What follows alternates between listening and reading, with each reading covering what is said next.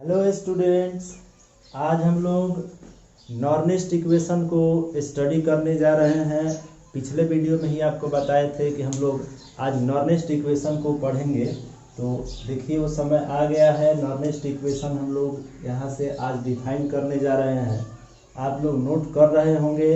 अभी तक जो पिछले लेक्चर में जो आपको बता चुके हैं वो सारा नोट्स कॉपी पर आप लोग लिख चुके होंगे। आज ये आपका लेक्चर नंबर 5 है। तो आज के वीडियो में हम लोग नॉर्निस्ट इक्वेशन और इसके कॉन्सेप्ट को सीखेंगे और इसके बाद एप्लीकेशन भी हम लोग सीखेंगे इस इक्वेशन का। तो सबसे पहले ये बात आता है कि ये नॉर्निस्ट इक्वेशन क्या है और ये किस तरह से डेवलप होगा। तो आपको बताते चले कि पिछले वीडियो में हम लोग स्टैंडर्ड कंडीशन के लिए किसी इलेक्ट्रोड का पोटेंशियल कैसे फाइंड किया जाता है ये बता रहे थे। तो किसी इलेक्ट्रोड का स्टैंडर्ड कंडीशन पर पोटेंशियल फाइंड कैसे किया जाए ये हम लोग सीख चुके हैं। और ईएमएफ भी आपको बता चुके हैं सेल का क्या होता है और कैसे डिफाइंड होता है। तो उसी के हेल्प से ही नॉर्निस्ट इक्वेशन डिफाइंड होगा। नॉर्निस्ट इक्वेशन को अगर बताए आपको तो ये किसी इलेक्ट्रोड का या सेल का पोटेंशियल फाइंड करने के लिए एक इक्वेशन है जो नॉर्निस्ट के द्वारा डिफाइंड होता है। तो ये विदाउट स्टैंडर्ड कंडीशन पर भी अगर इलेक्ट्रोड है या सेल तो उसका पोटेंशियल फाइंड किया जा सकता है नॉर्निस्ट इक्वेशन से। तो एक बात यहाँ पे समझने वाला है कि स्टैंडर्ड कंडीशन किसी इलेक्ट्रोड का मैक्सिमम पोटेंशियल देता है। मतलब स्टैंडर्ड कंडीशन पर अगर सेल है तो उसका पोटेंशियल जो हम लोग पिछले वीडियो में डिफाइन कर रहे थे उससे ज़्यादा अब उस इलेक्ट्रोड का पोटेंशियल नहीं हो सकता। तो नॉर्निस्ट के द्वारा किसी इलेक्ट्रोड का पोटेंशियल एनी कंडीशन पर डिफाइन किया जा सकता है या आरटीपी पर भी डिफाइन किया जा सकता है। मतलब कि इस इक्वेशन को डेवलप करेंगे तो ये कॉन्सेप्ट ध्यान रखना है कि आपका जो ईएमएफ ऑफ सेल है या स्टैंडर्ड इलेक्ट्रोड पोटेंशियल जो है उससे लेस ही यहाँ पोटेंशियल डेवलप होता है इस इक्वेशन में। तो चलिए पहले समझते हैं कि इस इक्वेशन को कैसे डेवलप किया जाए। तो यहाँ पे लिखेंगे हम लोग डायरेक्ट इस इक्वेशन को।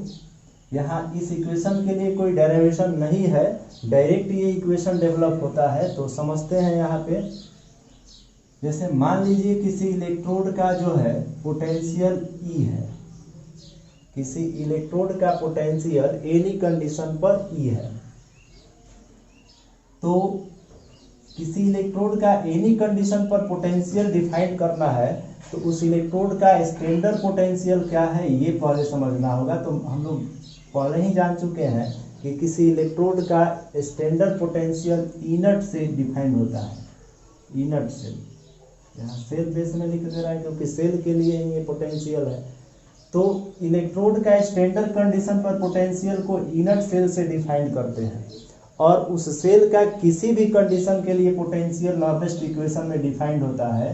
तो E cell is equal to E naught cell minus इसलिए क्योंकि इससे ज़्यादा पोटेंशियल अब इलेक्ट्रोड का नहीं होगा, ये मैक्सिमम इलेक्ट्रोड पोटेंशियल है। तो स्टैंडर्ड कंडीशन पर ही मैक्सिमम इलेक्ट्रोड पोटेंशियल गेन होता है। तो मैक्सिमम इलेक्ट्रोड पोटेंशियल अगर आपको डिफाइन कर चुके हैं तो इस नॉर्निस्ट इक्वेशन से उससे कम ही पोटेंशियल अब डेवलप हो सकता है क्योंकि ये मैक्सिमम इलेक्ट्रोड पोटेंशियल है। इसीलिए साइन माइनस लिखेंगे और यहाँ पर R T by n F log Q. अब यहाँ ये जो टर्म आया है इतना लेस होता है स्टैंडर्ड पोटेंशियल से, तो आपको किसी सेल का पोटेंशियल किसी कंडीशन पर डिफाइंड होता है। इसी को हम लोग नॉर्निस्ट इक्वेशन के नाम से जानते हैं। अब बात यहाँ ये आता है कि जो चेंज हुआ है स्टैंडर्ड पोटेंशियल में से इतना वैल्यू ये क्या शो कर रहा है। तो आपको बताएं कि पोटेंशियल इलेक्ट्रोड का टेम्परेचर और कॉन्सेंट्रेशन से डिपेंडेंट होता है।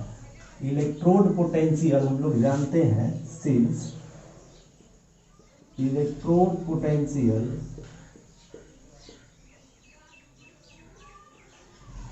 Depends upon temperature and concentration of temperature and concentration, मतलब हम लोग को पता है कि इलेक्ट्रोड का पोटेंशियल जो है टेम्परेचर कॉन्सेंट्रेशन से डिपेंडेंट है, इसीलिए स्टैंडर्ड पोटेंशियल में से नॉर्नेस्ट इक्वेशन में टेम्परेचर और ये रिएक्शन कोशिएंट है जो कि कॉन्सेंट्रेशन ही होता है। आप पढ़े हैं इक्विलिब्रियम में, हम लोग पढ़े थे एक रिएक्शन कोशिएंट करके ये टर्म है। तो ये कॉन्सेंट्रेशन टेम्परेचर से डिपेंडेंट होता है इलेक्ट्रोड का पोटेंशियल, इसीलिए स्टैंडर्ड पोटेंशियल में से ये टेम्परेचर और कॉन्सेंट्रेशन का ये पूरा मल्टीपल वैल्यू को सब्ट्रैक्ट किया जाता है। तो ये आपका है नॉर्नेस्ट इक्वेशन। ये हमेशा ध्यान रखिएगा, साइन माइनस होगा, स्टैंडर्ड पोटेंशियल से ज़्यादा जो है इलेक्ट्रोड का पोटेंशियल नहीं हो सकता, इसीलिए इतना सब्ट्रैक्ट करते हैं वैल्यू। ये डायरेक्ट ये फॉर्मेशन होता है इस इक्वेशन का, इसलिए इसको डायरेक्ट लिखे हैं समझते हुए। अब यहाँ जो ये टर्म जो सब्ट्रैक्ट हो रहा है ये क्या है, इसको लिखना जरूरी है। तो लिखेंगे यहाँ वेयर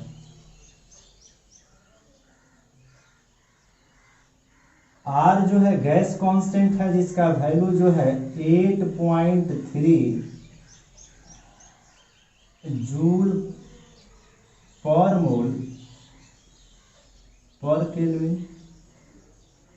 एन जो है आपको बताए थे जब इलेक्ट्रोड बता रहे थे टाइप्स ऑफ इलेक्ट्रोड, तो वहां पे इलेक्ट्रॉन का लॉसिंग गेनिंग ऑक्सीडेशन रिडक्शन में हो रहा था। तो यही है ये नंबर ऑफ इलेक्ट्रॉन लॉसिंग और गेनिंग, कितने इलेक्ट्रॉन का लॉसिंग गेनिंग हो रहा है उसका ये नंबर है। एफ जो है फैराडे कांस्टेंट है,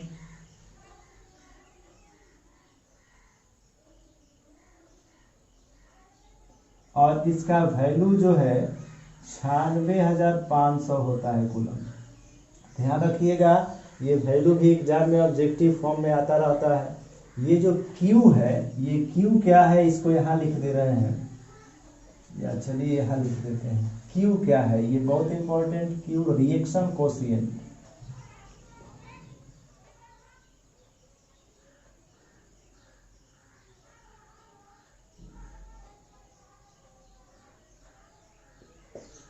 रिएक्शन कोशिएंट जो कि आपको बताए थे कॉन्सेंट्रेशन का रेशियो होता है रिएक्शन में, मतलब एक तरह का कॉन्सेंट्रेशन। इसको फिर से समझाएंगे, ये हम लोग 11th क्लास में इक्विलिब्रियम में पढ़े थे।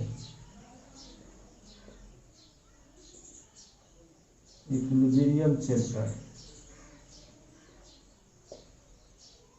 ये कहाँ से आया है, तो from 11th class equilibrium chapter reaction quotient. आप कॉपी देखिएगा, अगर है आपके पास नोट कॉपी देखिएगा तो ये बताया गया है।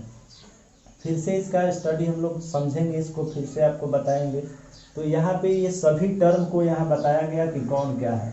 ये इनर्ट सेल क्या है ये पहले से आपको पता है, आपको बताया है बार बार इसको। ये स्टैंडर्ड इलेक्ट्रोड पोटेंशियल है तो इसको भी लिख लेते हैं। इनर्ट क्या है,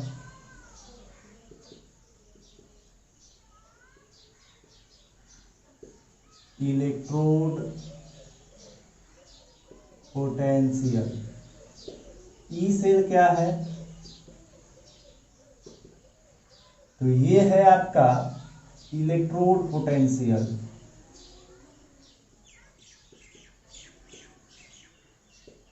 ये ई सेल इलेक्ट्रोड पोटेंशियल है, मतलब स्टैंडर्ड कंडीशन के लिए नहीं है, किसी भी कंडीशन के लिए इलेक्ट्रोड पोटेंशियल है। अब यहाँ पे अगर एक बात करें आपसे, तो इस इक्वेशन में जो फिजिक्स के या साइंस में जो फिजिक्स या केमिस्ट्री में जो इक्वेशन डेवलप होता है, उसमें जो आप यूज करते हैं लॉग, उसको डायरेक्ट लॉग के फॉर्म में यूज ना करके हम लोग एलएन लिखते हैं। तो यहाँ एलएन लिखना चाहिए, एलएन क्यू। अब यहाँ एलएन का लॉग का क्या कॉन्सेप्ट है आप जानते हैं, आपको एक बार बताए थे कि एलएन जो है 2.303 कोफिशिएंट ऑफ लॉग के इक्वल होता है। मतलब एलएन जो है लॉग के इक्वल होगा, लेकिन 2.303 ये कोफिशिएंट से मल्टीप्लाई करते हैं तो इसके इक्वल होता है। एलएन के बेस में एक्सपोनेंशियल होता है और लॉग के बेस में 10 रहता है। ये आपको मालूम है। तो अब इस स्टेप के बाद यहाँ अगर लॉग डेवलप करना होगा तो हम लोग 2.303 या लॉग क्यू लिखेंगे। मतलब इस इक्वेशन को अभी हम लोग सिंप्लीफाई करेंगे नीचे अदर फॉर्म में। ये आपको समझ में आ रहा होगा, एक बार फिर से रिकॉल करें तो नॉर्नेस्ट इक्वेशन जो है डायरेक्ट डेवलप होता है। इस इक्वेशन को डायरेक्ट लिखते हैं। इस इक्वेशन में किसी इलेक्ट्रोड का पोटेंशियल डिफाइन करने के लिए इक्वेशन आया है। किसी भी कंडीशन के लिए किसी इलेक्ट्रोड का पोटेंशियल अगर आपको डेवलप करना है तो आप इस इक्वेशन का यूज कर सकते हैं, नॉर्नेस्ट इक्वेशन का। तो ये इक्वेशन कैसे डेवलप होता है, तो E cell is equal to standard electrode potential E naught cell minus R T by n F log Q. तो यहाँ टी जो है आपका टेम्परेचर है और वो टेम्परेचर इन केल्विन, केल्विन में होना चाहिए टेम्परेचर का वैल्यू, क्योंकि टेम्परेचर का एसआई यूनिट केल्विन होता है। तो इस तरह से नॉर्नेस्ट इक्वेशन जो है डेवलप होता है। E cell is equal to E naught cell minus R T by n F log Q. ये याद रखना पड़ेगा आपको, बहुत इंपॉर्टेंट है। किसी इलेक्ट्रोड का पोटेंशियल डिफाइन करने के लिए इसका यूज बार बार करेंगे हम लोग। क्वेश्चंस जो भी होगा इसी इक्वेशन से हम लोग सॉल्व करेंगे। इस इलेक्ट्रोकेमिकल सेल के लिए बहुत ही इंपॉर्टेंट इक्वेशन है। चलिए इसको सिंप्लीफाई करते हैं थोड़ा। ये सब आप लिख लिए होंगे, समझते चलिए। इस इक्वेशन का कोई डेरिवेशन नहीं था, तो डायरेक्ट डेवलप होता है, डायरेक्ट हम लोग भी समझे इसको। अब यहाँ अगर इसको दूसरे फॉर्म में लिखना हो तो E cell is equal to E naught cell. E naught cell आपको फाइंड करने आता है, ये ईएमएफ ऑफ सेल भी है। तो इसको फाइंड करने के लिए आपको एक फार्मूला बताए हैं, standard oxidation potential of anode plus reduction potential of cathode. तो इस तरह से ये इनर्ट सेल फाइंड होता है अगर डायरेक्ट फॉर्म में न दिया हो क्वेश्चन में। तो E naught cell minus R T by n F लिखेंगे, लेकिन इस एल को लॉग में चेंज करना है। तो 2.303 R T by n F log Q. L को लॉग में चेंज किए तो 2.303 से मल्टीप्लाई किए। अब यहाँ पर इसको और सिंप्लीफाई करना होगा तो करेंगे, लेकिन एक कंडीशन के साथ आप सिंप्लीफाई करेंगे इसको। तो लिखेंगे यहाँ नॉर्नेस्ट इक्वेशन एट आरटीपी। आरटीपी का मतलब कि टेम्परेचर 298 केल्विन पर, प्रेशर 180 पर। मतलब आरटीपी पर हम लोग नॉर्नेस्ट इक्वेशन को राइट डाउन करने जा रहे हैं, क्योंकि हम लोग जब क्वेश्चन बनाएंगे या कोई भी न्यूमेरिकल प्रॉब्लम होगा तो उस पर उसको सॉल्व करने के लिए नॉर्नेस्ट इक्वेशन का ही यूज होता है, और नॉर्नेस्ट इक्वेशन आरटीपी पर ही यूज किया जाता है। तो इसलिए नॉर्नेस्ट इक्वेशन को आरटीपी पर यहाँ राइट करना जरूरी हो जाता है। तो चलिए यहाँ देखते हैं आरटीपी पर नॉर्नेस्ट इक्वेशन कैसे लिखा जाए।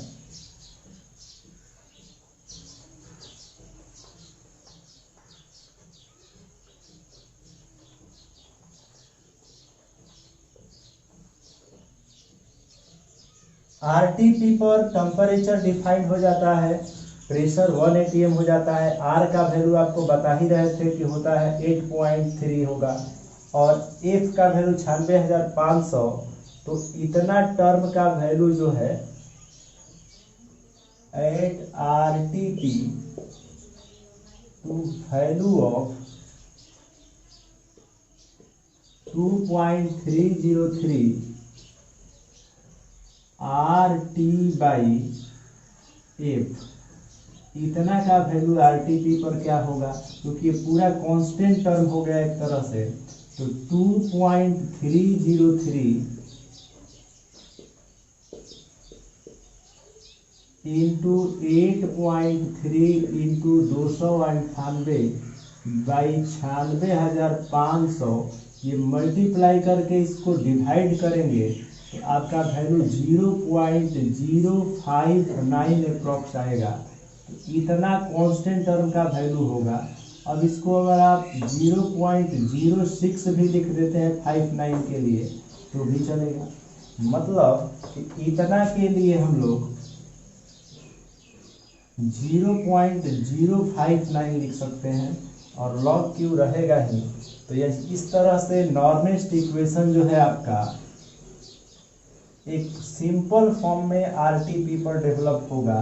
तो लिखेंगे E cell equal to E naught cell minus 0.06 या यहाँ 59 है तो 59 बाई एन लॉग क्यू। तो ये है आपका नॉर्मिस्ट इक्वेशन आरटीपी पर।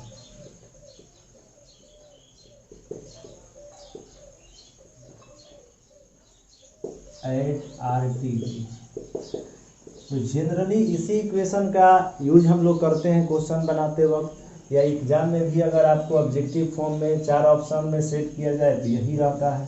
तो इस तरह से इसको आप याद रखना पड़ेगा आपको।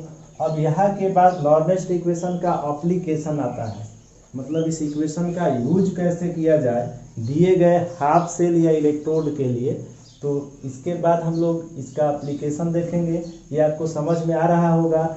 जब हम आपको टाइप्स ऑफ इलेक्ट्रोड बता रहे थे तो आपको याद होगा बताए थे वहाँ रिएक्शन जो आ रहा था, उस रिएक्शन में इलेक्ट्रॉन का लॉसिंग और गेनिंग वही यहाँ एन के जगह पर रखेंगे आप। जैसे हाइड्रोजन इलेक्ट्रोड या गैस इलेक्ट्रोड के लिए एन का वैल्यू 2 होगा, मेटल सॉल्युबल इलेक्ट्रोड के लिए एन का वैल्यू 1 होगा, ऐसे ही कैलोमेन इलेक्ट्रोड के लिए एन का वैल्यू 2 होगा, इक इलेक्ट्रोड के लिए एन का वैल्यू 1 होगा। मतलब कि टाइप्स ऑफ इलेक्ट्रोड में आपका जो इलेक्ट्रॉन का लॉसिंग गेनिंग है वही एन का वैल्यू होगा। तो इस तरह से आप इसको ध्यान रखिएगा। इनट सेल को अगर आपको फाइंड करना हो, डायरेक्ट नहीं दिया हो, तो इनट सेल को आप फाइंड करना आपको बताए हैं। Oxidation potential of anode plus reduction potential of cathode. तो ये मेजर स्टडी था आज नॉर्मिस्ट इक्वेशन का। आपको समझ में आ रहा होगा, डायरेक्ट इसको समझकर याद रखना होगा। क्यू रिएक्शन कोशिएंट है, इक्विलिब्रियम का पार्ट है।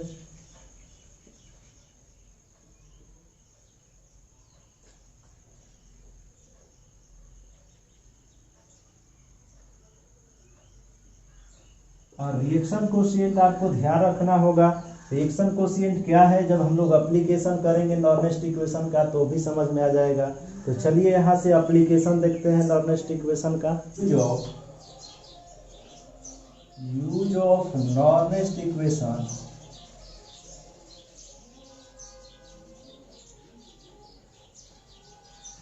For half reaction. Half reaction मतलब इलेक्ट्रोड के लिए नॉर्मिस्ट इक्वेशन का कैसे यूज किया जाए, एप्लीकेशन देखते हैं। मतलब नॉर्मिस्ट इक्वेशन का यूज हाफ रिएक्शन के लिए।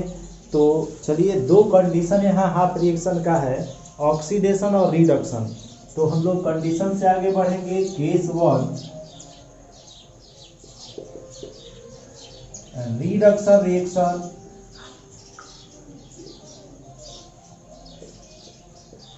रिएक्शन ऑफ हाफ सेल, जैसे कॉपर इलेक्ट्रोड। तो कॉपर इलेक्ट्रोड तो रिडक्शन रिएक्शन ही करता है, हम लोग पीछे देख भी चुके हैं। तो उसके लिए हम लोग केस 1 में यूज करेंगे नॉर्मिस्ट इक्वेशन का, और इलेक्ट्रोड फाइंड करेंगे नॉर्मिस्ट इक्वेशन के हेल्प से। तो लिखा गया है केस 1 में रिडक्शन रिएक्शन। अगर केस 1 में कहा गया कि इफ रिडक्शन रिएक्शन हो रहा हो, रिडक्शन रिएक्शन ऑफ हाफ से कॉपर इलेक्ट्रोड, तो कॉपर इलेक्ट्रोड के लिए रिडक्शन रिएक्शन आपको अगर कराना है तो सबसे पहले इलेक्ट्रोड यहाँ छोटा सा बना लेते हैं। इलेक्ट्रोड में कॉपर सल्फेट का सॉल्यूशन होता है CuSO4, उसमें रड जो है कॉपर का होता है Cu रड। अब यहाँ कॉपर का रिडक्शन हाफ रिएक्शन होता है यहाँ इस इलेक्ट्रोड के साथ, तो इस तरह से रिडक्शन हाफ रिएक्शन लिखेंगे। 2 इलेक्ट्रॉन गेन करेगा और इस तरह से कॉपर यहाँ सॉलिड है और ये एक्वस फॉर्म में है। तो यहाँ आपको अगर आप ध्यान से देख रहे हैं तो आपको दिखाई दे रहा होगा कि कॉपर का जो यहाँ रिडक्शन रिएक्शन हो रहा है, इसमें ये कॉपर 2 इलेक्ट्रॉन गेन कर रहा है कॉपर आयन, और ये सॉलिड फॉर्म में न्यूट्रल प्रोडक्ट गेन कर रहा है। तो इस तरह से इस पे अगर आपको नॉर्नेस्ट इक्वेशन अप्लाई करना है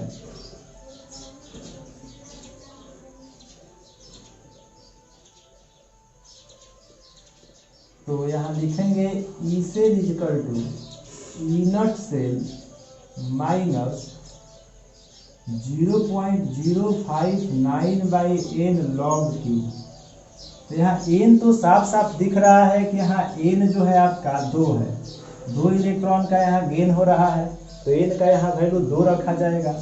Q को अगर देखा जाए तो रिएक्शन कोशिएंट आपको बताया गया था कि होता है प्रोडक्ट पार्ट का concentration divided by reactant part का कॉन्सेंट्रेशन तो Cu प्लस आयन का कॉन्सेंट्रेशन। यहाँ आप अगर ध्यान से देख रहे हैं तो कॉपर सॉलिड है और किसी प्योर सॉलिड या प्योर लिक्विड का जो कॉन्सेंट्रेशन होता है वह 1 होता है। ये आपको बताए थे जब इक्विलिब्रियम पढ़ा रहे थे।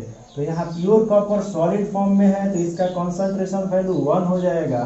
Since concentration of copper is equal to 1, इसलिए reaction quotient is equal to 1 by concentration of copper ion.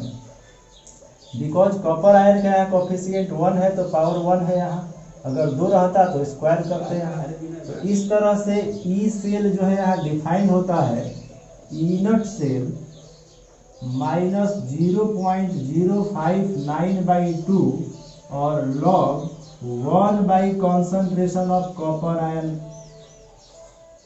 ये नॉर्नेस्ट इक्वेशन का एप्लीकेशन यूज हम लोग कर चुके हैं यहाँ कॉपर इलेक्ट्रोड के लिए रिडक्शन जहाँ रिएक्शन हो रहा था।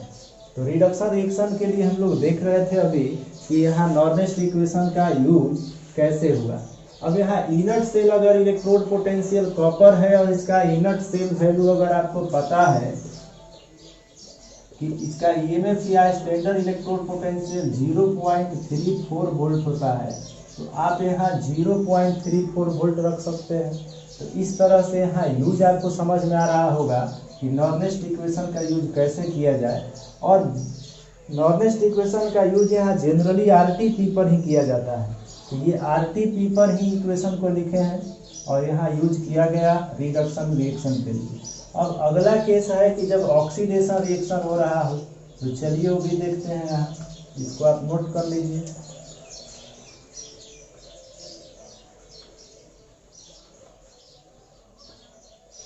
बहुत इंपॉर्टेंट है, ये ध्यान रखना, एग्जाम में यहाँ पे आता है।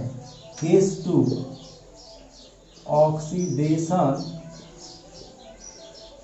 Half reaction. तो ऑक्सीडेशन हाफ रिएक्शन अगर है तो यहाँ गैस इलेक्ट्रोड को कंसीडर कर सकते हैं हम लोग। गैस इलेक्ट्रोड को यहाँ लिया जा सकता है।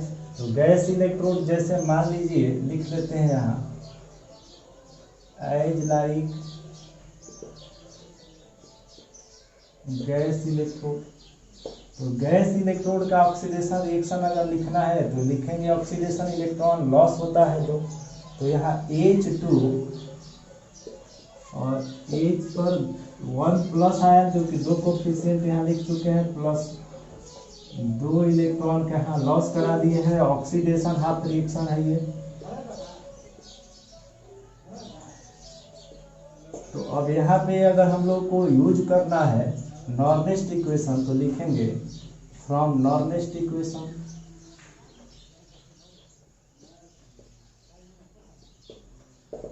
नॉर्नेस्ट इक्वेशन क्या है, ई सेल इक्वल टू, बोलते चलिए, बोलिएगा तो याद होगा, आप भी बोलिए। E cell equal to E naught cell minus 0.059/n log Q.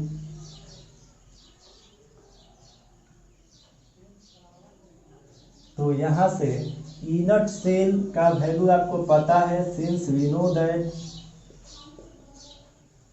For gas electrode E naught cell is equal to 0 volt बताया गया है। एन का वैल्यू 2 है। क्यू का जहां तक सवाल है तो Q is equal to concentration of H plus ion का स्क्वायर, और ये प्योर गैस है तो H2 प्योर गैस है तो इसका कॉन्सेंट्रेशन जो है आपका 1 हो जाएगा। तो कॉन्सेंट्रेशन ऑफ हाइड्रोजन आयन का स्क्वायर कोएफिशिएंट 2 है तो स्क्वायर बाई 1 ही रहेगा, तो नीचे लिखने का जरूरत नहीं है। तो Q is equal to concentration of hydrogen ion का स्क्वायर। अब यहाँ से इसको नॉर्मलिस्ट इक्वेशन में पुट करेंगे और आपका फाइनल रिजल्ट आएगा। तो चलिए पुट करते हैं यहाँ।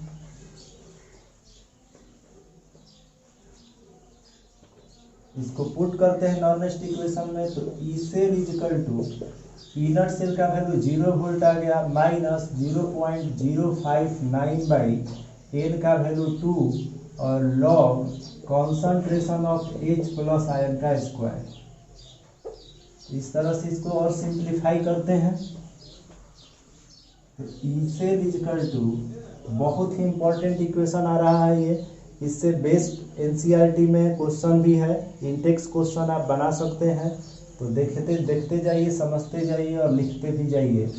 माइनस 0.059 बाई 2 और ये इतना का स्क्वायर है, 2 आएगा इधर। लॉग का प्रॉपर्टी आपको पता है कि लॉग x का पावर n होता है तो n log x हो जाता है, ये प्रॉपर्टी होता है लॉग का। तो 2 आ जाएगा इधर मल्टीप्लाई और log concentration of H plus ion. 2 से 2 कैंसिल हो गया यहाँ, और E cell is equal to minus को उसके साथ ले जाएंगे 0.059 बाई, तो 2 कैंसिल हो गया है तो 0.059 और minus log concentration of H plus ion. तो इतना जो टर्म है इसको अलग रख दिए, क्योंकि since we know that minus log concentration of H plus ion is equal to pH होता है, पावर ऑफ हाइड्रोजन pH का फॉर्मूला आपको पता है, minus log concentration of H plus ion होता है। तो इस पूरे के जगह पर pH लिख सकते हैं। तो E cell is equal to 0.059 into pH, hence pH is equal to E cell by 0.059। तो इस तरह से pH is equal to E cell by 0.059 आ गया है। तो ये बहुत ही इंपॉर्टेंट फार्मूला है, ऑब्जेक्टिव में आता है, इससे रिलेटेड इंटेक्स क्वेश्चन एनसीईआरटी में है, आप उसको सॉल्व करिए देखकर बुक से। और ये 2 एप्लीकेशन हम लोग 2 यूज देख रहे थे नॉर्मलिस्ट इक्वेशन का आज, और इससे रिलेटेड क्वेश्चन भी बहुत सारा है, बनाया जाएगा अगले वीडियो में। इसको आप नोट कर लीजिए, एनसीईआरटी से इंटेक्स क्वेश्चन देखिए और सॉल्व करिए। और आज के लिए इतना ही, अगले वीडियो में हम लोग इसके आगे का चर्चा करेंगे। ये बहुत इंपॉर्टेंट फार्मूला आज आया है, बॉक्स में आप भी बंद कर लीजिएगा इस तरह से। और मिलते हैं अगले वीडियो में कुछ क्वेश्चन के साथ, एनसीईआरटी का कुछ क्वेश्चन सॉल्व किया जाएगा और उसके बाद इससे आगे का जो थ्योरी है उसको पढ़ेंगे। ठीक है, आज के लिए इतना है।